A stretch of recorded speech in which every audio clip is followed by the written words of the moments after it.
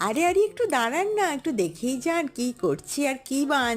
আজকের দিনটা একটু অন্যরকম করে উপভোগ করব বলে এই ব্যবস্থা। শুধু আজকের নয়, সপ্তাহে ভাবছি এরকম করে দুটো তিনটে দিন পার করেই দেবো। আমার ছাদ বাগানকে আমরা কতটা ভালোবাসি আর ছাদ বাগান আমাদেরকে কতটা দিচ্ছে সেটাই আপনাদেরকে দেখাচ্ছি। এই শীতকালে মাটির উনুনে রান্না করার মজাই আলাদা।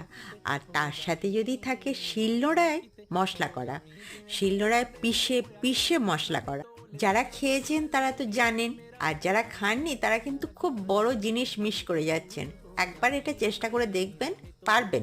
এটাই শুধু আপনি গরম গরম রান্নায় পাবেন না, নিজেকেও গরম করে নিতে পারবেন। আর একদম ফ্রেশ ফাঁকা হাওয়ায় বসে এই রান্নাটা করে তার উপভোগ করাটাই একটা দুর্ধর্ষ ব্যাপার। তবে প্রকৃতির একটা বিশেষ জিনিস লাগবে, সেটা হচ্ছে কাঠ। আমি করেছি কাঠের জালে। আর দেখা হচ্ছে আপনাদের সঙ্গে পরের একটা রান্নার ভিডিওতে।